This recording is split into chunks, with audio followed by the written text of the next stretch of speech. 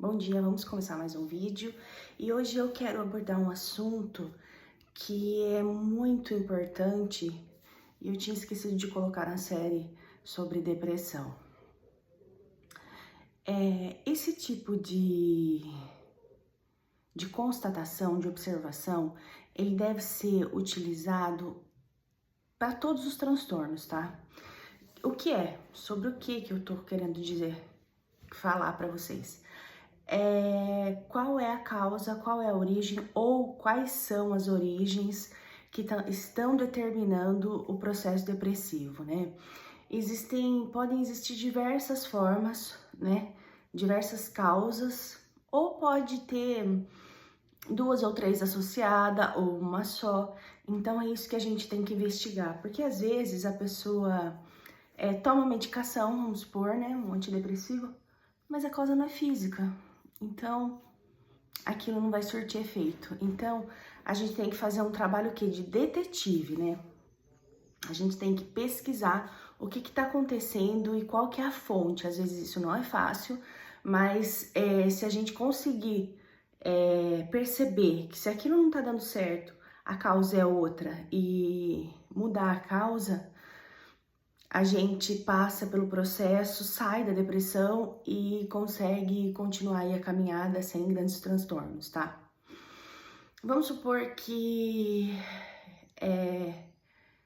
eu tenho uma causa de depressão que é muito pouco falada, que é física, né?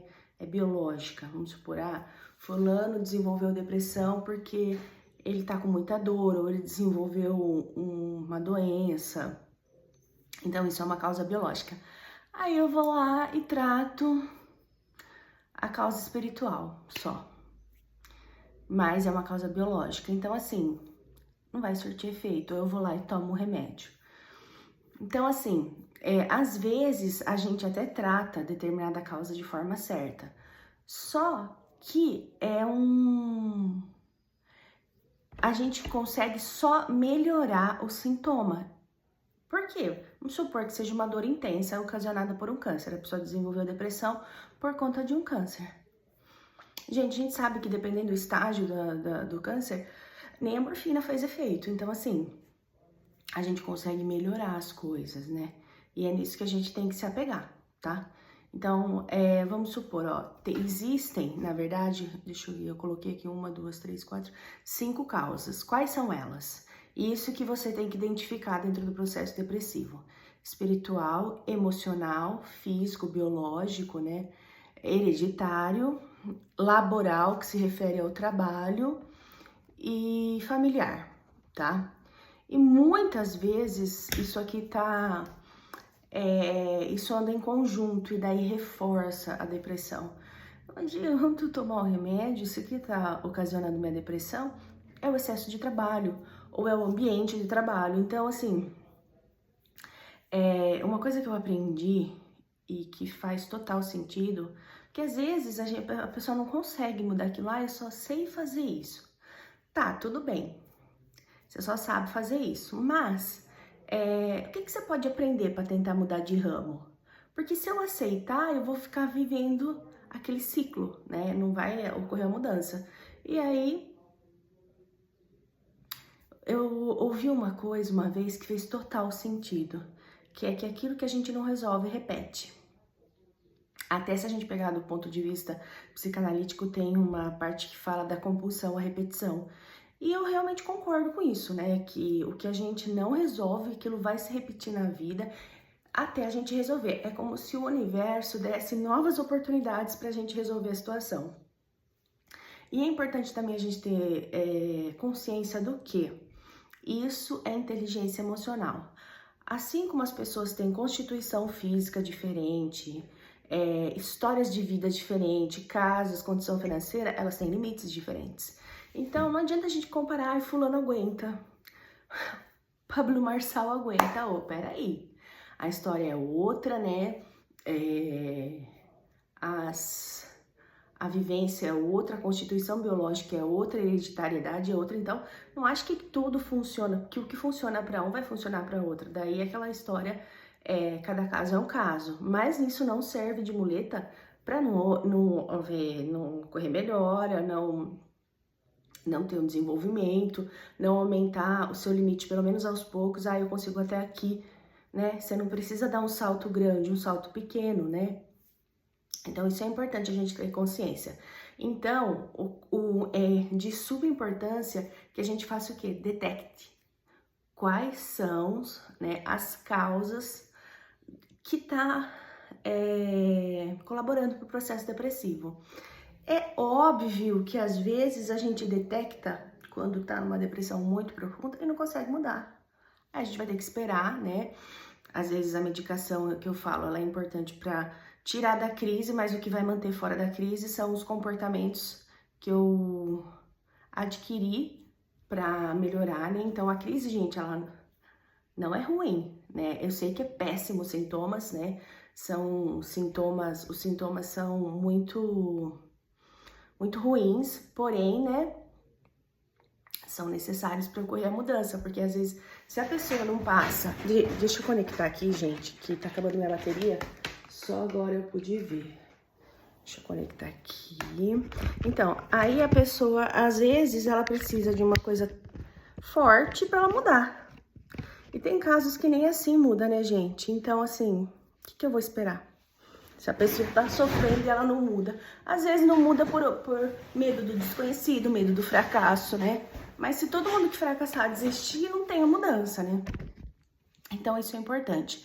Lembre-se, para eu ter uma mudança, a cura mesmo, eu tenho que mudar os hábitos que estão ocasionando a crise. Quais são eles?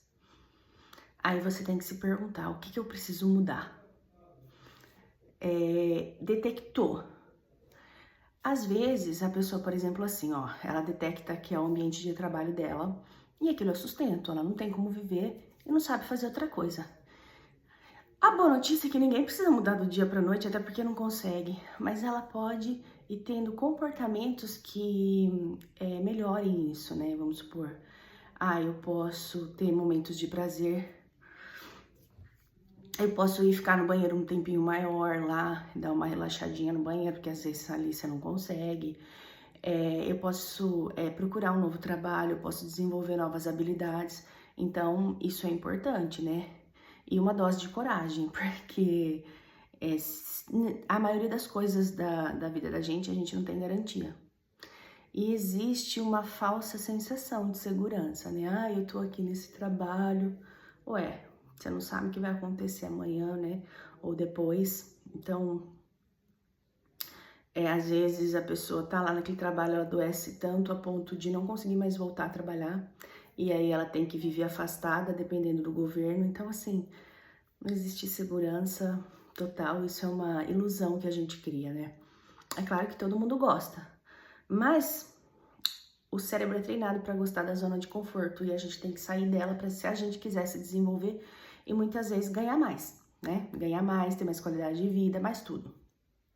Então, verifica, né? Eu acho, dentro de tudo isso que eu falei, e outra questão que é muito importante, o lado espiritual, gente.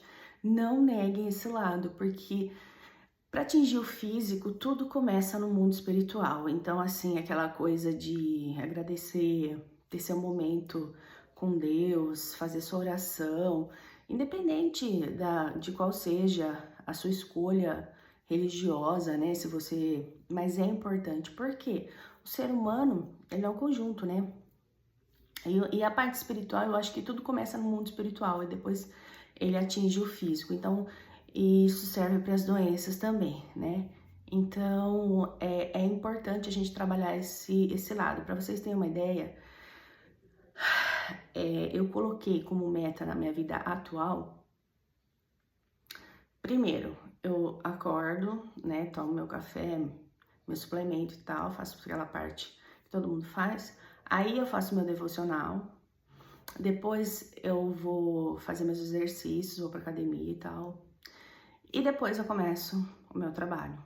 Então, eu estou priorizando isso, porque várias coisas na vida da gente a gente recupera. Dinheiro, tudo a nível físico a gente consegue recuperar. Agora, saúde Depois que a vaca foi pro brejo, às vezes a gente não consegue mais recuperar, e aí? Né? Então, eu comecei a priorizar isso porque eu acabei me afastando do trabalho por conta disso, excessos. Excesso de digitação, excesso de atendimento, excesso de tempo sentado, né? Então, assim, eu tive que fazer uma escolha. Fácil não é, mas aí a gente vai desenvolver novas habilidades para lidar com novas situações. E acaba sendo necessário, porque senão chega uma hora que você realmente não consegue voltar. Porque seu corpo não responde mais. Aí, tarde demais. Então, é fundamental a gente ter em mente que a gente precisa o quê? Fazer mudanças aos poucos, tá? Porque eu acho que as maiores mudanças, é claro que existem exceções, né? Elas acontecem de pouco a pouco, né? Quando a gente faz aquilo virar um hábito na vida da gente. E acho que tem uma estatística que há um comportamento que a gente adota no nosso dia a dia, ele só vira hábito depois de 20 dias praticando sem interrupção. Então vai um tempo. E pra gente se desabituar é muito fácil, né? Então é construído, é um processo sempre. Então lembrando, são espiritual, emocional, físico, laboral, familiar e hereditário, tá? São, deixa eu ver aqui, 1, 2, 3, 4, 5, 6. São 6, tá? Lembrando que atingir o físico, a gente já pega o emocional e espiritual aí. Eu acho que a questão emocional e espiritual, elas estão envolvidas em todas as outras, né? Porque quando eu tenho um componente aí laboral, já pegou meu emocional. Quando eu tenho um componente familiar ali, vamos supor, eu convivo com pessoas tóxicas ou que me desencorajam o tempo todo, já vai pegar o emocional. Então, o emocional tá envolvido em tudo aí e até se manifestar no físico demora um tempo, né? Por isso que a gente fala de doenças psicossomáticas. Então, eu espero que vocês consigam identificar. Uma coisa que é bacana a gente fazer, se eu não identifico sozinho, pergunta para quem convive com você. Às vezes, numa conversa com uma pessoa, você consegue ter um dado que você não consegue enxergar. E aquilo faz total diferença. O importante é que a gente não desista. Porque quando a gente detecta, é o primeiro passo, né? Pra gente realizar a mudança. E depois que a gente detectou, a gente tem que fazer uma lista de comportamentos que podem ajudar. Eu fiz isso aqui e não melhorou. E quais são os outros comportamentos que eu posso ter que pode melhorar? Eu preciso conciliar? São perguntas que a gente tem que fazer, tá bom? Espero que vocês tenham gostado. Vou pedir para vocês curtirem, se inscreverem no canal e compartilhar para que mais pessoas que precisam desse conteúdo tenham acesso. Até o próximo vídeo.